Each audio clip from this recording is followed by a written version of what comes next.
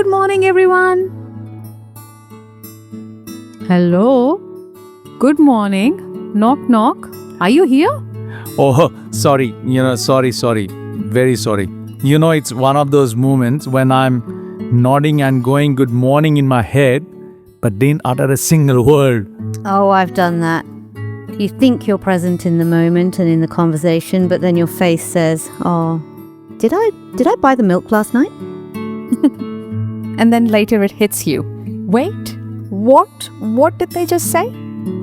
I intend to be there, but my presence doesn't match my intention. Exactly, Sam. And that's when it hit me too.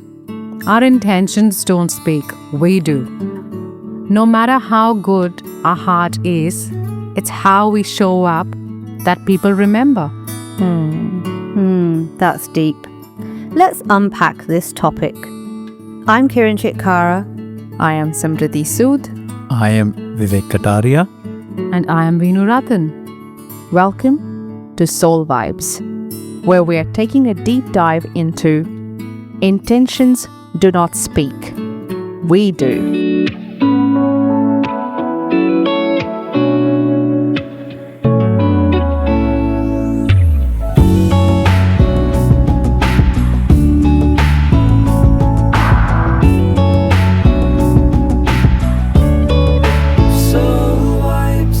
Sam ji ये topic है ना, ये absolutely relatable है. You know what? Recently my wife asked me, did you call the plumber for that leaking tap in the kitchen? And you know what? I confidently said, हाँ, कल सुबह ना पहला ही काम ये करूँगा. And you know what actually happened?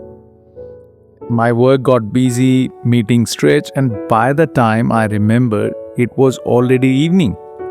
And when she asked about it, and I was like, हाँ, मैं तो ना बस अभी वही उसी बारे में सोच रहा था. I don't think this ended very well, Vivek ji. She looked at me and said, सोचते ही रहना, करोगे कब? And honestly, you know what? I had really meant to call, 100%. But to her, it may have looked like you didn't care. Or possibly you were just making excuses. Exactly. Classic case of when my actions don't follow intention, so they create doubt. That's right, Samji.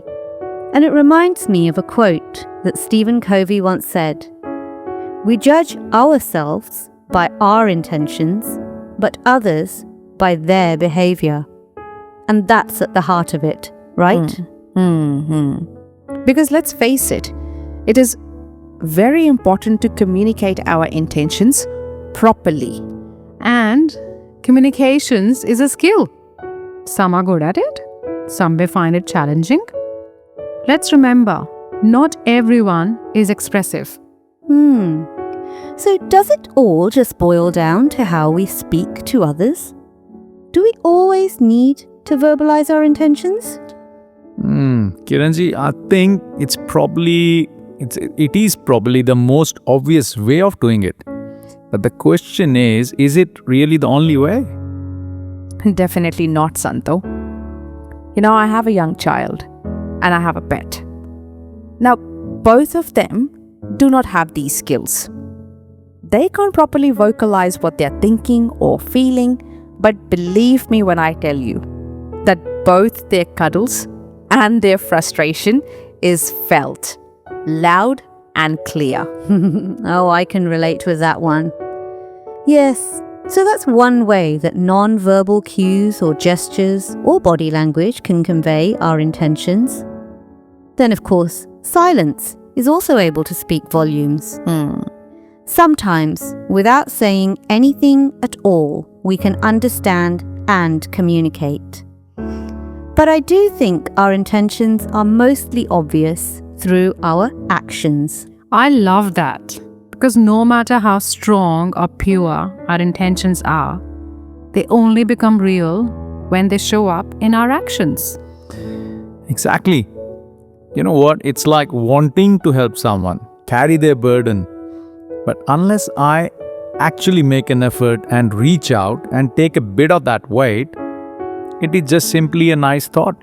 So, we've established that actions don't have to be grand gestures, right? Yep. Okay. So sometimes it could be just checking in on someone, offering a cup of tea, showing up on time. That's when our intention becomes tangible. So true, Sam. Words and thoughts can be powerful, but actions are the ones that give them credibility. If I say I care, but I never show up, the message gets lost. Yeah, definitely. And it just reminds me of that line we often hear. Don't just speak your truth, live it. You know what? Intention is like planting a seed. You might intend to grow a tree from that seed, but unless you actually water it, protect it, and nurture it, it's not going to sprout. The intention may be the seed, but action is what brings it to life. That's a really beautiful example, Veenaji. And in life too, it's not just about thinking peaceful thoughts, but rather living peacefully, choosing compassion, choosing patience, even when it's hard. That reminds me of something I encountered at the airport recently. There was this long queue at the check-in counter, and one passenger completely lost it. His temper was shooting, he was screaming left and right at the airline staff. It wasn't even their fault. But then this lady comes out and she stands there quietly, calmly, listening to this yelling, screaming customer. And she gently replied to him, "I understand, sir. Let me just see how I can help you." No eye rolling, no sharp tones, and the man eventually calmed down. He was almost embarrassed. And I remember thinking about this later and saying, that's what living peacefully looks like. That lady didn't talk big words about grace. She embodied it right in the middle of chaos. Definitely. You know what? Action speaks louder than words. Anna? Okay. Yeah. But here's something we don't talk about enough. What if my actions look good from the outside, but my intention isn't clean? Oh, the reverse. When I do the right thing, help someone, compliment someone, but deep down, it's mixed with ego, wanting praise, or maybe some other negative thoughts. Vivekji, that's the point. It's not just about what I did. It's also about why I did it. The intention is important. And the truth is, even if no one else sees it, I know. That inner knowing, it lingers. Sometimes that's what creates restlessness, even after doing good deeds. It's almost like wearing this mask of kindness. It may even appear okay for a minute. People may not catch us right away, but we drift further from peace within ourselves. So maybe the question is not just, did I do the right thing? But was my heart in the right place when I did it? Yes, and this is important because when we notice this misalignment of intention and actions, that's the moment to pause, reflect, and realign. That's why we hear that beautiful example, isn't it? Watch your thoughts, they become your actions. Watch your actions, they become your habits. Watch your habits, they become your character. And watch your character, because it becomes your destiny. And Satguru Mataji has also guided us, aligned with the same thoughts in one of our discourses, that pure and pious intentions are always blessed. There is a close relationship between our thoughts and our actions. In fact, our thoughts determine our intentions. So what I hear is that the real harmony is when my thoughts, my words, and my actions are aligned. That's when people don't have to guess my intentions. They feel them. There's another challenge I want to talk about. What happens when we try our best? We have good intentions, we communicate at our best, we act sincerely, and it sometimes still doesn't land. So I'm left wondering, what more could I have done? Yeah, that space between I meant well and it didn't land well. That's uncomfortable. It's easy to start questioning yourself or the other person. But in real life, every heart hears differently. People have their own filters, their own experiences, and frankly, own moods. And to add to your point, Sam, everyone is going through their own journey. We don't know what they've been through or have faced.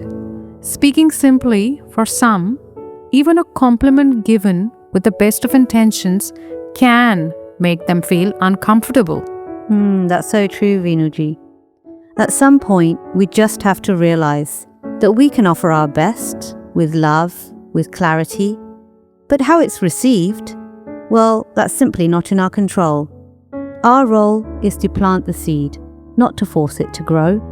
And even if we make mistakes in the process, because we will, our willingness to reflect, to grow, to stay kind, that's more important. And I have to add that sometimes people may understand it, just not immediately.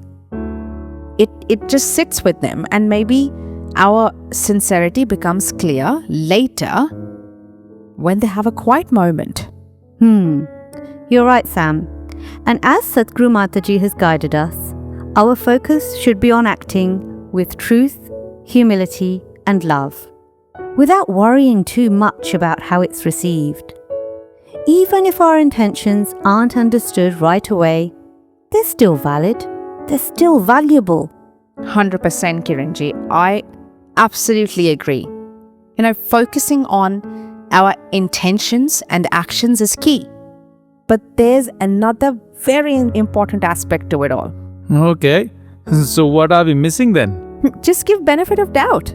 Benefit of doubt. That's an amazing thought. And I'll need to apply that more when I find myself judging others. It's confronting, right?